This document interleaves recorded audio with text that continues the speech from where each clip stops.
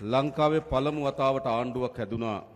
උතුරේ ජනතාවද දකුණේ ජනතාවද නැගෙනහිර ජනතාවද කඳුකරේ ජනතාවද සියලු ජනතාවගේ විශ්වාසය දිනාගත්තු ආණ්ඩුවක්. இலங்கையிலே முதற் தடவையாக ஒரு அரசாங்கம் அமைக்கப்பட்டது.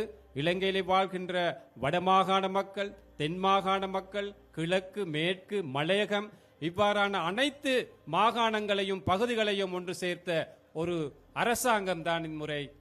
දශක ගණනාවක් අපේ රටේ මොන වගේ දේශපාලනයක්ද තිබුණේ? பல வருட காலமாக பல தசாப்தங்களாக எமது நாட்டில் எவ்வாறான ஒரு அரசாங்கம் இருந்தது. උතුරේ වෙනම දේශපාලනයක්, දකුණේ වෙනම දේශපාලනයක්, කඳුකර නැගෙනහිර වෙනම දේශපාලනයක්. ඒ විදිහට තමයි දේශපාලනය තිබුණේ. வடக்கிலே ஒரு தனியான அரசியல், தென்பகுதியிலே இன்னொரு தனியான அரசியல், மலையகம் அல்லது கிழக்கு மேற்கு தனித்தனியான அரசியல் தான் காணப்பட்டதாக இருந்தது. අපේ රටේ පැරණි දේශපාලකයෝ අපේ ජනතාව බෙදන දේශපාලනයක හිටියේ. எமது நாட்டிலே பழைய அரசியல்வாதிகள், எங்களுக்கு முன்னிருந்த அரசியல்வாதிகள் மக்களை பிரித்துத்தான் அரசியலை செய்தார்கள். ඒක කොච්චර බෙදුවද කියනවනම් යුද්ධයක් ඇති වෙනකම් බෙදුවා. எவ்வளவு பிரித்தாலும் கொள்கையை கடைபிடித்தார்கள் என்று கூறினால் ஒரு யுத்தம் உருவாகும் அளவுக்கு மக்களை பிரித்தாலும் கொள்கையை உட்படுத்தினார்கள். ඒ නිසා අපේ පරම්පරාව යුද්ධ කරගත්තා. ஆகவே எமது பரம்பரை யுத்தம் செய்து கொண்டார்கள். අපේ පරම්පරාව සැකය, අවිශ්වාසය, ක්‍රෝධය, වෛරය වපුරලා ජීවත් වුණා. எமது அந்த காலகட்டம் என்பது, எமது பரம்பரை என்பது சந்தேகம் அல்லது எதிர் மனப்பான்மை இவ்வாறான பல்வேறுபட்ட அந்த முரண்பாடுகளோடு தான் நாங்கள் வாழ்ந்து கொண்டிருந்தோம். අපිට තවත් බෙදෙන්න ඕනද? எங்களுக்கு இன்னும் பிரிய வேண்டுமா? බෙදෙන්න ඕනද? பிரிய வேண்டுமா? අපි ලංකාවේ පළමු වතාවට ආණ්ඩුවක් හැදුනා. ජනතාව බෙදෙන එක වළක්වලා ජනතාව එකතු වෙන දේශපාලනයකට ආණ්ඩුවක් හැදුනා. இலங்கை வரலாற்றிலே நாங்கள் முதற் தடவையாக ஒரு அரசாங்கத்தை அமைத்தோம். மக்களை பிரிப்பதற்கு பதிலாக மக்களை ஒன்று சேர்க்கும் ஒரு அரசாங்கத்தை நாங்கள் அமைத்தோம். මේ ගම්වලට මීට කලින් රාජ්‍ය නායකයෝ ජනාධිපතිවරු ඇවිල්ලා තියෙනවද? இந்த பகுதிகளுக்கு அரசாங்கத்திலே பெரிய அதிகாரிகள் அல்லது ஜனாதிபதி போன்றவர்கள் இதற்கு முன் வருகை தந்திருக்கின்றார்களா? ඇයි? ஏன் அது? බෙදුණු ආණ්ඩුවක් තියෙනකොට එහෙමයි. ஒரு பிரிந்திருக்கும் அரசாங்கம் இருக்கும் போது அப்படித்தான். හැබැයි දැන් තියෙන්නේ බෙදීම අවසන් කරපු එකතු කරන ආණ්ඩුවක්. ඒ නිසා තමයි අපි වැලි වැටි තුරේට ඇවිල්ලා මේ දහස් ගණන් අම්මලා තාත්තලා සහෝදර සහෝදරයන් හම්බ වෙන්නේ. இன்று இருப்பது மக்களை பிரிப்பதற்கு பதிலாக மக்களை ஒன்று சேர வைக்கும் ஒரு அரசாங்கம். ஆகவே தான் நாங்கள் இன்று வெல்வெட்டி துறைக்கும் வந்து உங்களை நாங்கள் சந்தித்து இவ்வாறு கதைக்கின்றோம். මේ හයිය මේ එකතු වීම අපි යලි වෙන් වෙන්න ඉඩ දෙනවද? இவ்வாறு நாங்கள் ஒன்று சேர்ந்ததை மீண்டும் ஒரு முறை பிரிப்பதற்கு இடம் அளிப்போமா? අපි ඈත් වෙනවද? நாங்கள் இன்னும் ஒதுங்குகிறோமா? නෑ, අපි ඔක්කොම එකතු වෙන්න ඕන. இல்லை, நாங்கள் அனைவருமே ஒன்றாக சேர வேண்டும். මම මේ සැරේ අයවැය ලේඛනයට දානවා අලුත් යෝජනාවක්. இம்முறை வரவு செலவு திட்டத்திற்கு தோழர் புதிய ஒரு யோசனை போடுகின்றாராம். අපේ රටේ හැම වෙලාවම තියෙන්නේ අපි එකිනෙකාට වෙනස් වූ උත්සව. நாங்கள் அனைவருக்குமே இந்த நாட்டிலே வாழ்கின்ற ஒவ்வொரு சாரார் ஒவ்வொரு இனத்திற்கு இருப்பது வெவ்வேறான விழாக்கள், வைபவங்கள். தைப்பொங்கல் උත්සවය දෙමළ ජනතාව හින්දු ජනතාව සමරනවා. தைப்பொங்கல் இந்து தமிழ் மக்கள் கொண்டாடுகிறார்கள். වෙසක් උත්සවය බෞද්ධ ජනතාව සමරනවා. விசாக் பண்டிகை பௌத்தர்கள் கொண்டாடுகிறார்கள். ක්‍රිස්තියානි ජනතාව නත්තල් සමරනවා. கிறிஸ்தவர்கள் நத்தாரை கொண்டாடுகிறார்கள். ඉස්ලාම් ජනතාව රාමසාන් සමරනවා. இஸ்லாமியர்கள் ராமசானை கொண்டாடுகிறார்கள். හැබැයි දෙමළ, සිංහල, මුස්ලිම්, බෞද්ධ, හින්දු, කතෝලික, ඉස්ලාම් අපි ඔක්කොම එකතු වෙලා සමරන දිනයක් ඕනේ නැද්ද අපිට? ஆனால் சிங்களவர், தமிழர், முஸ்லிம் என்ற வேறுபாடு இல்லாமல், பௌத்தம், இந்து, கத்தோலிக்க, இஸ்லாமியர் என்ற வேறுபாடு இல்லாமல் நாங்கள் அனைவருக்குமே ஒன்றாக சேர்ந்து கொண்டாட வேண்டிய ஒரு விழா வேண்டுமா வேணாமா? අපි සැලසුම් කරලා තියෙනවා. අපි සැලසුම් කරලා තියෙන ඔක්තෝබර් මාසේ මේ සියලු ජනපජාවන්ගේ සංස්කෘතීන්, ආහාර රටා, ජීවන රටාව, ඒ වගේම අඳින පළඳින රටා, මේ ඔක්කොම එකට එකතු කරලා සංගීතය, නාට්‍ය, කවි මේ ඔක්කොම එකතු කරලා ජාතියේ මහා මංගල්‍යය අපි ලෑස්ති කරලා තිබෙනවා. ஆகவே இந்த நாட்டிலே இருக்கும் அனைத்து மக்களுடைய ஒன்று சேர்வினால் அக்டோபர் மாதத்திலே, அதாவது இந்த நாட்டில் அனைத்து மக்களுடைய கலாச்சாரம், பண்பாடு, பழக்க வழக்கங்கள், உடை அலங்காரங்கள் அல்லது உணவுப் பொருள் தயாரிப்பு, உணவு கலாச்சாரம், இவை அனைத்துமே ஒன்று சேர்த்த ஒரு விழாவை நடத்துவதற்காக நாங்கள் திட்டமிட்டு இருக்கின்றோம். අපි ඈත්වෙලා හිටියට අපේ දරුවන්ට ඈත්වෙලා ඉන්න දෙන්න හොඳ නෑ. நாங்கள் கடந்த காலங்களிலே பிரிந்திருந்தாலும் எமது பிள்ளைகளுக்கு அந்த பிரிப்பதற்கான சூழலை நாங்கள் உருவாக்க கூடாது. අපේ පරම්පරාව යුද්ධ කරගත්තට අපේ දරුවන්ගේ පරම්පරාවට යුද්ධ කරගන්න ඉඩ දෙන්නේ නෑ. எமது பரம்பரை யுத்தம் செய்தாலும் எமது பிள்ளைகளுக்கு ஒரு யுத்தத்தை ஏற்படுத்த நாங்கள் கூடாது. උතුරේ දකුණ නැගෙනහිර සියලු ජන දරුවන් එකට එකතු වෙන රාජ්‍යයක් බවට මේ රාජ්‍ය අපි පත් කරනවා. வடக்கு, தெற்கு, கிழக்கு, மேற்கு என்ற அனைத்து பகுதிகளிலுமே உள்ள பிள்ளைகளை ஒன்று சேர்க்கும் ஒரு தேசிய விழாவாக நாங்கள் தேசிய அரசாங்கத்தின் முடிவுகளாக இதை நாங்கள் முன்னெடுப்போம். ලංකාවේ පළමු වතාවට ආණ්ඩුවක් හැදුනා පොඩි මිනිස්සුන්ගේ ආණ්ඩුවක්. இலங்கை வரலாற்றிலே முதற் தடவையாக சாதாரண மக்களுடைய ஒரு அரசாங்கம் அமைக்கப்பட்டிருக்கின்றது. එහෙම නෙවෙයිද? அப்படி இல்லையா? මීට කලින් ආණ්ඩුව හැදුනේ ලොකු පවුල් වලින්. இதற்கு முன் அரசாங்கங்கள் அமைந்தது பெரிய பணக்கார வர்க்கத்தின் அந்த தேவைக்கேற்ப அவர்கள் தான் தலைவர்கள். තාත්තා අගමැති, අම්මා අගමැති, දුව ජනාධිපති. அப்பா பிரதமர், அம்மா பிரதமர், மகள் ஜனாதிபதி. එහෙමනේ. அப்படித்தானே? අයියා ජනාධිපති, මල්ලි ජනාධිපති. அண்ணாவும் ஜனாதிபதி, தம்பியும் ஜனாதிபதி. මාමා ජනාධිපති, බෑනත් ජනාධිපති. மாமா ஜனாதிபதி, மருமகன் ஜனாதிபதி. පහුගේ ජනාධිපති ඡන්දෙදි උත්සාහ කරා ජනාධිපතිවරුන්ගේ දරුවෝ දෙන්නෙකුත් ජනාධිපති වෙන්න. கடந்த ஜனாதிபதி தேர்தலிலே உங்களுக்கு தெரியும், 2 ஜனாதிபதிமார்களுடைய மகன்மார்களும் ஜனாதிபதி அந்த தேர்தலிலே போட்டியிட்டார்கள். එහෙමනේ. அப்படித்தானே? ඒ කියන්නේ බලය තිබ්බේ කාගාවද? அப்படி என்றால் அதிகாரம் யாருடைய கையில இருந்தது? උඩ ඉන්න පවුල් ගාව තමයි බලය அந்த තිබ්බේ. மேல் மட்டத்திலே இருந்த ஒரு வர்க்கத்தின் கையில தான் அதிகாரம் இருந்தது. හැබැයි මේ රටේ ජනතාව ஆனால் இந்த நாட்டிலே மக்கள் පහුගේ ජනාධිපති ඡන්දෙදි තීන්දුවක් ගත්තා. கடந்த ஜனாதிபதி தேர்தலில் ஒரு முடிவொன்றெடுத்தார்கள். උඩ පවුල් වලින් மேல்மட்ட அந்த வர்க்கத்தில் இருந்து බලය පහළ පවුල් අතර මාරු කරන්න. அந்த அதிகாரத்தை சாதாரண மக்களிட கையிலே வழங்க வேண்டும் என்று. හොඳ නැද්ද? நல்லமா கெட்டதா? නල්ලම්. නල්ලම්. ගම්වල අපිට යන්න තියෙන හොඳම පාර අධ්‍යාපනය.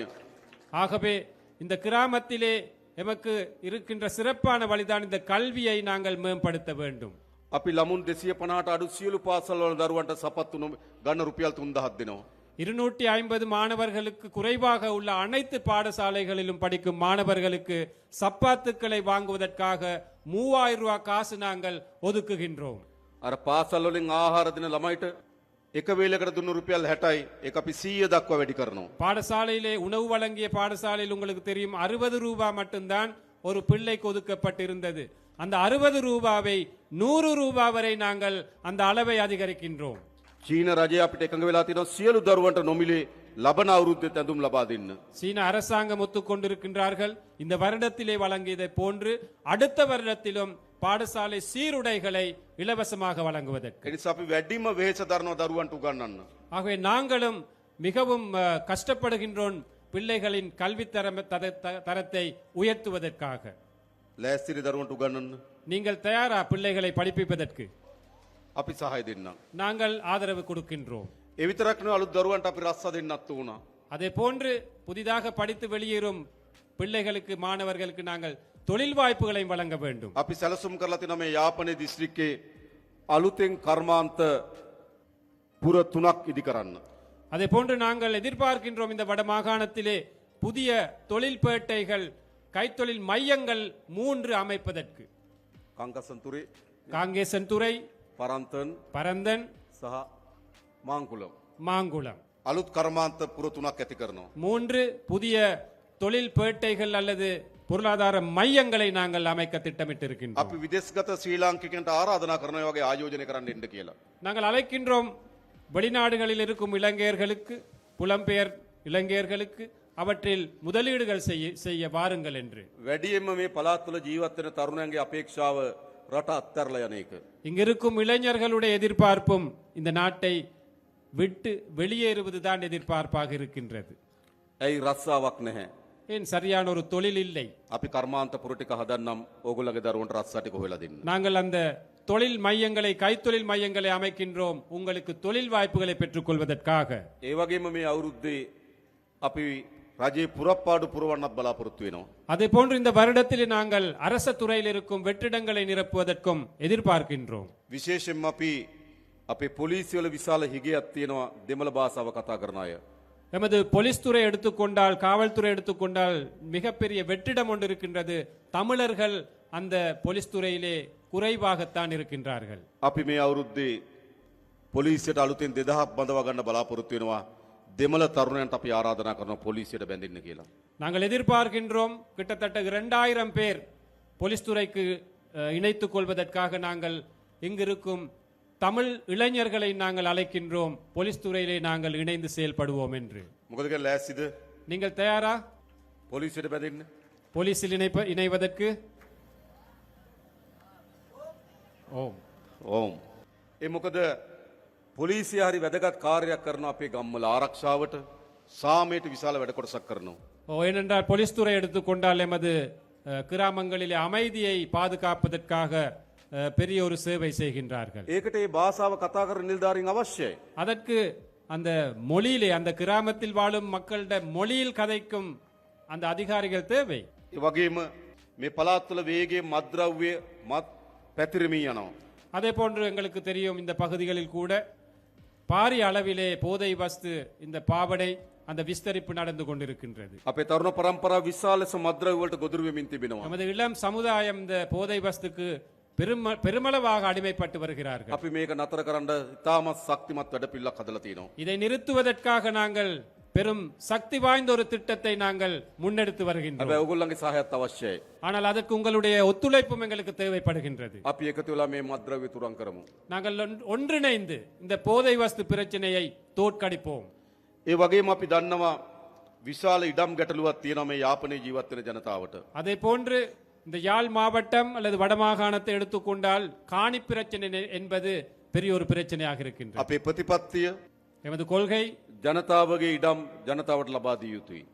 எமது கொள்கை மக்களுடைய காணியை மக்களுக்கு வழங்க வேண்டும் என்பது. ආරක්ෂාවට සංවර්ධනයට ආණ්ඩුවට ඉඩම් පවරා ගැනීමේ අයිතිය තියෙනවා.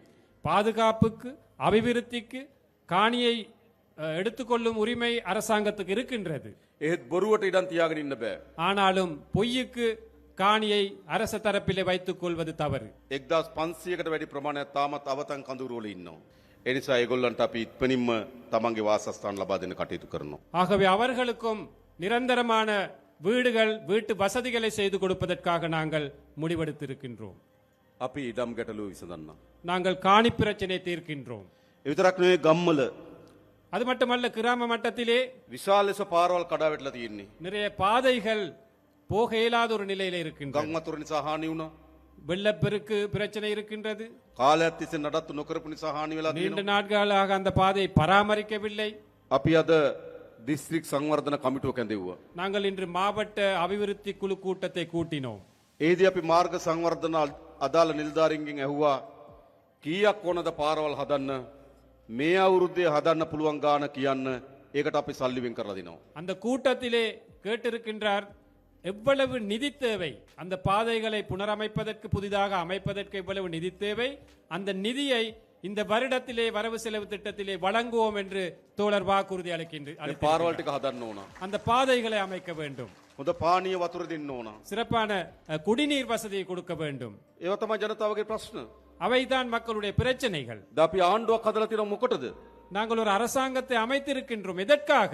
ජනතාවගේ ප්‍රශ්න විසඳන්න ආණ්ඩුවක්. மக்களுடைய பிரச்சனைகளை தீர்ப்பதற்கான அரசாங்கம். ජනතාවගේ ආණ්ඩුවක් மக்களுடைய அரசாங்கம் අපි හදලා තියෙනවා. நாங்கள் அமைத்திருக்கின்றோம். අපි දන්නවා දැන් කාලාන්තරයක් තිස්සේ எங்களுக்கு தெரியும் நீண்ட நாட்களாக මේ උතුරු මුහුද இந்த வடமாகாண இந்த கடற்பரப்பு විශාල දීවර ගැටලුවක් තියෙනවා. பெரும்பான்மையான மீன்பிடி கடற்தொழில்களுடைய பிரச்சனைகள் காணப்படுகின்றன. අපේ දීවර ජනතාව එකෙන් විශාල ලෙස බැට කනවා.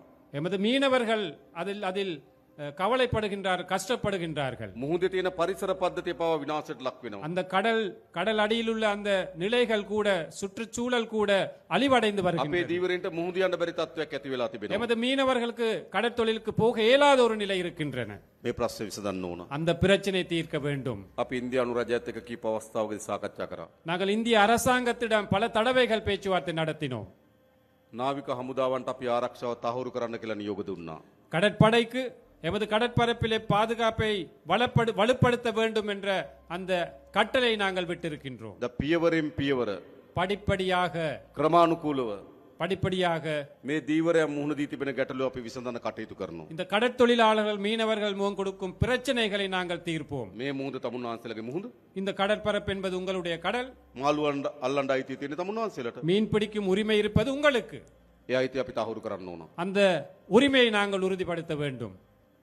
ඒ සඳහා අපිට කාලයක් දෙන්න. அதற்கு சில காலங்கள் எங்களுக்கு வழங்குங்கள். හැබැයි විසඳන්න ඕනේ ප්‍රශ්නේ. கட்டாயமாக நாங்கள் அதை தீர்க்க வேண்டும், தீர்க்க வேண்டிய ஒரு பிரச்சனை. අපේ දීවර ජනතාව බයෙන් எமது மீனவர்கள் பயந்து මුහුදු යන්නේ නැතුව கடலுக்கு செல்லாமல் මුළු මාළු සම්පතම විනාශ කරමින් ஒட்டுமொத்த மீன் வளத்தையும் அழித்த வண்ணம் නීති විරෝධී ටෝලර් යාත්‍ර උපයෝග කරගනිමින් சட்டவிரோதமான ட்ரோலர்களை பயன்படுத்தி මේ කරන විනාශය නතර කළ යුතුයි. இந்த அழிவை நிப்பாட்ட வேண்டும். கட்டாயமாக නතර කරන්න ඕනේ නැද්ද? நிப்பாட்ட வேணாமா?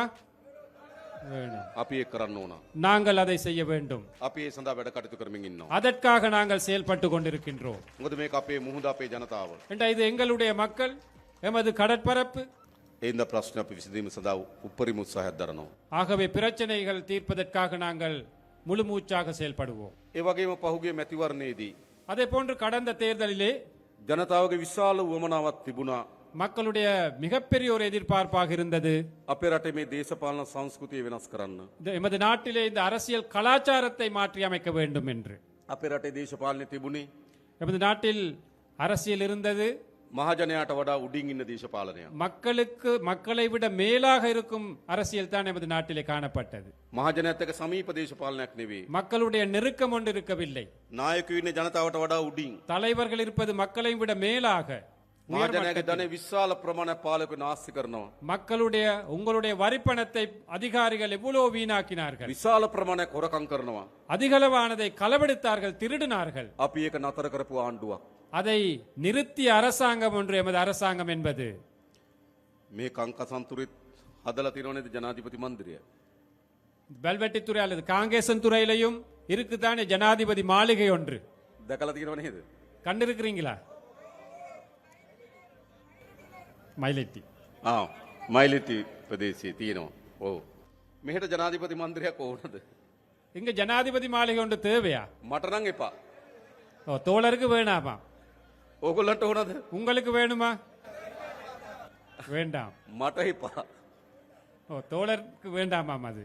අපි අද දිසාපතිතුමාටත් ආණ්ඩුකාරතුමාටත් කිව්වා ඒකට ගැළපෙන ව්‍යාපෘතියක් හොයලා දෙන්න. අපි ඒකට ජනාධිපති මන්දිරය දෙන්න. இன்று மாவட்ட செயலாளருக்கும் அதே போன்று ஆளுநர் அவர்களுக்கும் கூறினாராம், அந்த மாளிகை தொடர்பாக எதிர்காலத்தில் அதை எப்படி பராமரிப்பதற்கான உரிய திட்டம் ஒன்று அமையுங்கள், அதற்கு ஆதரவு அளிக்கிறோம் என்று. හොඳද? நல்லமா? ඒක යුනිවර්සිටි එකක් දාන්න හොඳයි නම් අපි ඒක කරමු. அதுல பல்கலைக்கழகம் ஒன்று போட வேணுமா இருந்தா அதுக்கு சப்போர்ட் பண்றோம். සංස්කෘතික මධ්‍යස්ථානයක් දාන්න ඕන නම් ඒක කරමු. கலாச்சார ஒரு மண்டபமாக அமைக்க வேண்டும் என்றால் அதற்கு ஆதரவு தெரிவிக்கிறோம். හොඳයිනේ. நல்லமா? මෙහෙ විතරක් නෙවෙයි නුවරඑළිය මාලිගයටත් අපි ඒක කරනවා. இங்கு மட்டுமல்ல, நுவரெலியாவிலும் இருக்கு, அதற்கும் அப்படித்தான் செய்வோம். අනුරාධපුරයකටත් ඒක කරනවා. அனுராதபுரத்தில் இருக்கும், அதற்கும் அப்படித்தான் செய்வோம். මයියංගනයකටත් ඒක කරනවා. மையாங்கனையில் இருக்கு ஒன்று, அதற்கும் அப்படித்தான் செய்வோம். කතරගමයකටත් ඒක කරනවා. கதிர்காமத்தில் இருக்கு, அதற்கும் அப்படித்தான் செய்வோம். මේ හැමතැනම ජනාධිපති මන්දිර. அனைத்து இடங்களிலுமே ஜனாதிபதி மாளிகைகள். அவர் අවතාර කියලා ෆිල්ම් එකක් තිබ්බ නේද? அவதார் என்ற ஒரு படம் இருந்துச்சு, பாத்தீங்களா? අවතාර කමලහාසන් හිටියේ නේද අවතාර? அவதார் ඈ அவதாரம் අවතාරම්. දසවතාරම්. தசாவதாரம். ඒ වගේ තමයි ජනාධිපතිත්. එක එක ස්වරූපයෙන් ඉන්න එක එක මාලිගා. தசாவதாரம் மாதிரி என்ன, ஒவ்வொரு மாளிகைகள் ஒவ்வொரு விதமாக இருக்கிறது தான் அதுகளை அமைச்சிருக்கு. අපි ඒක වෙනස් කරනවා. அதை நாங்கள் மாற்றி அமைப்போம். හොඳයිනේ. நல்லந்தானே? රයිට්. ඇයි ஏன் அது මහජනයාගේ දෙන මෙච්චර නායකයෝ නාස්ති කරන්න හොඳ නෑ. மக்களுடைய பணத்தை வீணாக்க கூடாது இந்த தலைவர்கள் මහජනයාගේ ධනය නායකයෝ මෙච්චර වියදම් කරන්න හොඳ නෑ. மக்களுடைய பணத்தை இந்த அரசியல் தலைவர்கள் இவ்வாறு செலவழிக்க கூடாது අපි දුප්පත් රටක්. நாங்கள் வறுமைக்குட்பட்ட ஒரு நாடு ජනතාවත් දුප්පත්. மக்களும் வறுமைக்குட்பட்டவர்கள் නායකයා தலைவர் දසවදාර. தசாவதாரமாக இருக்கின்றார் හොඳද? ඒ நல்லமா அது ඒ දේශපාලන වෙනස් වෙන්න ඕනේ නැද්ද? அந்த அரசியல் மாறணுமா வேணாமா අන්න ඒ දේශපාලන අපි වෙනස් කරලා තියෙනවා. அந்த அரசியலை நாங்கள் மாத்திருக்கின்றோம் මේ දේශපාලන තමයි අපේ රට්ට වුණා.